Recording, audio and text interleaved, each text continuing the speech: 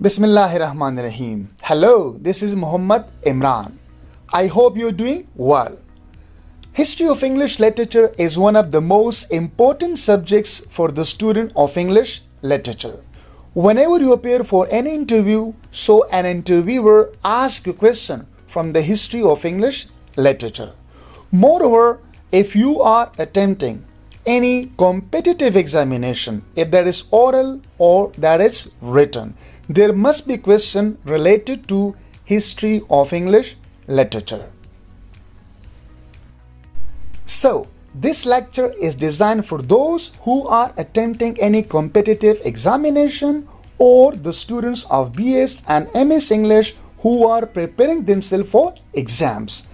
So let's learn history of English literature with the help of some important questions, events and notes. So these questions, events and notes will be briefly explained. So I need your feedback if you are interested in such kind of video lectures, so I'll upload more. You can also make multiple choice questions for yourself from these questions, events and notes. Let's begin our lecture. So, did you know that the Norman Conquest occurred in 1066? So it was the middle of 11th century when one of the dukes of Normandy, his name was William, he invaded England and defeated the last ruler of Anglo-Saxon. His name was King Harold II. King Harold II was defeated at the Battle of Hastings, and it marked the beginning of a new era in British history. Before the invasion of William, Duke of Normandy in 1066, England was invaded by three Germanic tribes, Anglo-Saxon Jute, in 449 or in the middle of 5th century. And they came here, Anglo-Saxon Jute, they came to England and they settled here. And the last ruler of Anglo-Saxon was King Harold II. King Harold II was defeated by William, who was the Duke of Normandy, and it was the beginning of a new era in England. So that was actually the invasion of France. French invasion began in 1066. So, did you know that Chaucer's Canterbury tales begin with Knight's Tale and ends with the Parson's Tale? It may be one of the questions. You may be asked that who was the first who narrated his story in Canterbury Tale? Answer should be Knight's Tale. And who was the last who narrated his story in Canterbury Tale? So that is the Parson's Tale. Don't forget that Chaucer's Canterbury Tales is written in Middle English. So before Middle English, we had Old English. The example of Old English is Beowulf, and the example of Middle English is Canterbury Tales. On this slide, we have a very important point to be noted. That Chaucer's Canterbury Tales is based on Boccaccio's Decameron. So you might be asked a question that whose tales Chaucer's Canterbury Tales are based on. Your answer should be Boccaccio's Decameron. So Boccaccio was an Italian poet. Geoffrey Chaucer was also a diplomat, and he went on so many diplomatic missions around the Europe. Once he was in Italy on his diplomatic mission and he met Boccaccio, and there he influenced by Boccaccio, and then he wrote Canterbury Tales. So Decameron mean 10.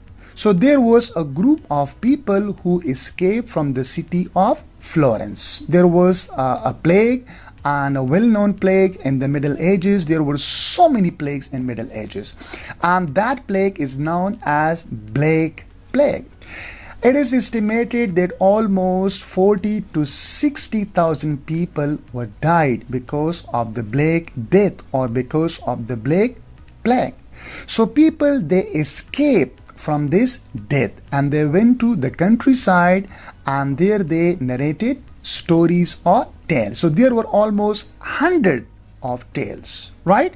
So these tales were written by Boccaccio, and each person had to narrate 10 tales. That's why it's called Decameron. Decameron means 10, right?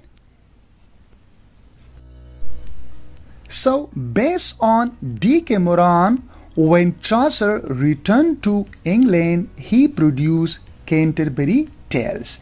And most of the tales in Canterbury Tales are adopted, or they are adaptation of Decamerons of Boccaccio, right? In the history of English literature, there are so many revolts. So one of these revolts is called the Peasants' Revolts. The Peasants' Revolts took place in the year 1381, so it's 14th century, and resulted in the end of serfdom. What is a serfdom? You are a serf if you live and work day-night in the land of your landlord. So these peasants would work day-night in the lands of their landlord. That's why they would also live in their land. And in the results, these peasants would be given a little amount of grain. They would hardly eat one time a day. So all the money would go in the pockets of landlord. So there were heavy taxes imposed on the peasants. So a widespread rebellion in 1381 against poll taxes and other inequalities that oppressed the poor people of England. It took place, and it just did not happen in England, but all over the Europe gradually, and this resulted the end of serfdom, right? So this is called the Peasants' Revolt. The 100 Years' War. The 100 Years' War, which occurred during the reign of Edward III, began in 1337. So this was a war which was fought between England and France, and it continued for 100 years. That's why this is called the 100 Years' War. It is also one of the part of the history of English literature. Did you know Chaucer's The Book of the Duchess as an allegory on the death of his patron John of Gaunt's wife Blanche? So Chaucer wrote a book that is titled The Book of Duchess, and it's an allegory on the death of his patron. Patron is the person who gives you financial support. John of Gaunt's wife Blanche. So it is an allegory on the death of Blanche, right? So Blanche was the wife of the John of Gaunt's.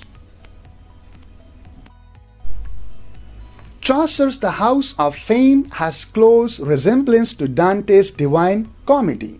So Dante wrote Divine Comedy and Chaucer wrote The House of Fame. So there is a close resemblance between The House of Fame and Divine Comedy. Did you know that Chaucer's Troilus and Cressida was influenced by Boccaccio's Falistretto? So Falistretto was the work of Italian poet Boccaccio, and Troilus and Cressida was the work of English poet Chaucer. So this Troilus and Cressida was influenced by Boccaccio's Falistretto. It means that it's not then totally an original work. Chaucer's Canterbury Tale was influenced by Boccaccio's Decameron. So Boccaccio was an Italian poet. He wrote hundreds of tales, and these tales are called Decameron. So when there was plague in the city of Italy, Florence, people escaped from the city and they went to countryside. And there, these group of people, they had to narrate each other tales. So one person had to narrate 10 tales. So then Chaucer, because he also visited Italy and he was in contact with Boccaccio, so his Canterbury Tales are influenced by Boccaccio's Decameron.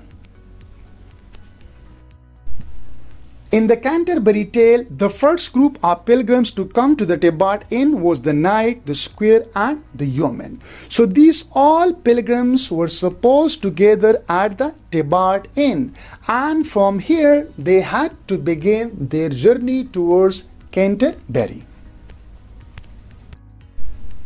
The name of the prioress in the Canterbury tale is Eglantine. So here Chaucer tells us that being a prioress, she was supposed to have a simple name. But this prioress chose for herself a very romantic name, and that is Eglantine. Here we have another character in the Canterbury Tales, and that is Chaucer's monk. The character represented by Chaucer as a scorner of book. Scorner means to contempt the book. He was not in favor of holy books, but he contempted. And interested in fine clothes, hunting, and full-blooded horses, and that was monk. So Chaucer here tells us that being a monk, he was not supposed to have fine clothes. He should lead a simple life, and he was not supposed to go for hunting, and he should not have horses, right, to do hunting. So that's here Chaucer criticizing monk. That is irony, but he's not saying directly, but he's saying indirectly. He say he was a very good man, right? So he's laughing at him, right, that you are a monk and you're doing what? So here that was the hypocrisy of the church in the 14th century or in the Middle Age. So Chaucer was actually criticizing the Roman Catholic Church, because what was the church saying, that is one thing, and what was the church doing, that was another thing. Not church, but the churchman, ecclesiastical figure. So he was against ecclesiastical figure, because all the time all the characters or all the figures who were related to Roman Catholic Church were corrupt in some way. So here he is criticizing the monk. So this is the last slide of this lecture. The words amor vincit omnia was engraved on the brooch of the prioress. So amor vincit omnia are French words, and they mean love conquers all. It's debatable whether these words refer to the worldly love or not spiritual love, whether the slogan is related to religion or not the slogan is related to worldly love. So it's debatable. So thank you so much. It was all about part first of this lecture. Here I discussed some important questions, events, and notes. So if you want me to discuss some more this kind of question, events, and notes, so please write in comment. And please don't forget to subscribe and like the channel in order to have new lectures related to history of English literature. Thank you so much.